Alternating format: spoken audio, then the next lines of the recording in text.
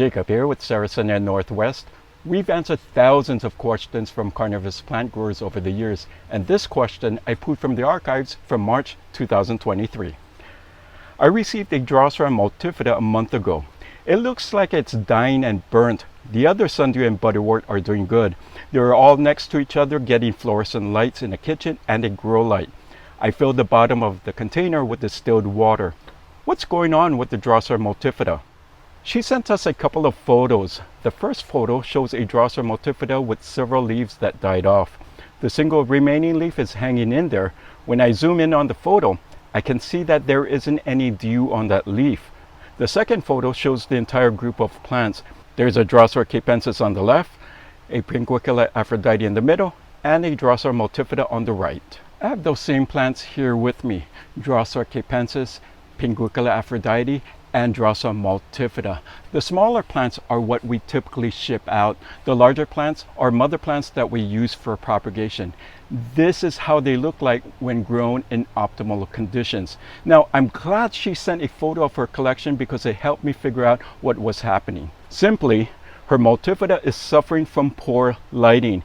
In fact, all of her plants are showing signs of not getting enough light. Even though she's using grow lights, her lights are not strong enough to keep them happy. And what I like about the photo is that it shows how different plants respond to low light conditions. The Aphrodite looks relatively decent. This plant will grow okay in somewhat low light conditions, but there is a trade-off. Ideally, the plant has lovely pink leaves when grown in optimal lighting. When I look closely at her butterwort, I can see that the new growth in the center is green. The plant will grow okay under her lights. Not great, just okay. And the pink hue will eventually fade to green. The capensis looks okay, but it's actually not doing that great. The variety of capensis the grower has is called Big Pink. The plant should have dark pink leaves. The leaves should also be dewy and standing up straight. The leaves on her plant are curling downwards and lack dew. The new growth coming up in the center of the plant is green. These symptoms, the leaf curling downwards, lack of dew, and lack of red pigment on the new growth, are associated with poor lighting. The multifida is suffering the most. Of the three plants, this one requires the most sunlight, full to partial sunlight.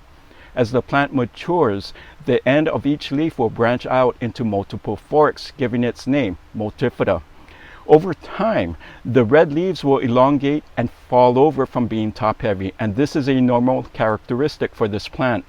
If the lighting is too low, however, the leaves will shrivel up, as we can see in the photo. The one remaining leaf is also dewless and dry. So this grower isn't alone in her mistakes. It's common for first-time growers to underestimate how much light these plants need.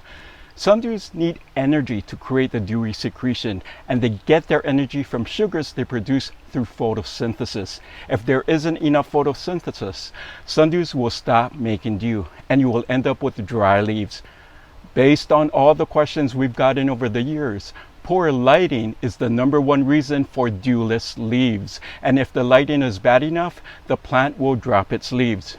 Another common mistake first-time growers make is using a plant of one variety to determine if lighting is adequate for another. The grower remarked, "The other sundew and buttywort are doing good."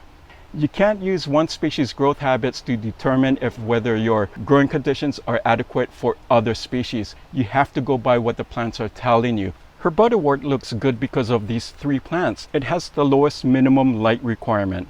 Just a few hours of direct sunlight will keep this plant happy. While the grower thinks her Drosera capensis looks good, it actually doesn't. Not when you compare it to our standards. Its leaves should be standing up straight. They should also be dewy and pink. This plant needs partial sunlight, 4 to 6 hours of direct sunlight. While her plant doesn't look as bad as the multifida now, it's just a matter of time. Of course, the Drosera multifida looks the worst because it requires the most sunlight, practically full sun.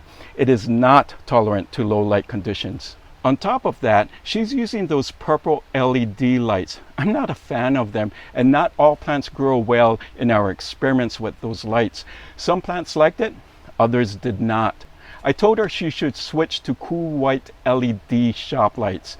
We had the most consistent results with these lights compared to those full spectrum grow lights. I also told her that she should place the fixture closer to her plants. Since LED lights will be her primary light source, she should start 12 to 18 inches above the plants and adjust the height depending on how her plants grow over the next several weeks. Her Drosera multifida can be salvaged. Under optimal lighting, she will see healthy leaves within 4 to 8 weeks. Her Capensis will also bounce back. It might take only 2 to 4 weeks to look normal again. And of course, her Aphrodite will have those beautiful pink leaves again in stronger lighting. Now, if you want to learn more about growing sundews and butterworts, watch our Volume 2 playlist.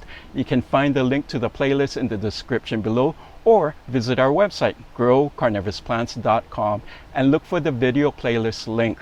And while you're on our website, check out our inventory of tropical carnivorous plants. Our inventory changes monthly and seasonally, so make sure to also subscribe to our monthly newsletter for inventory updates. Thank you so much for watching. I look forward to seeing you in another video.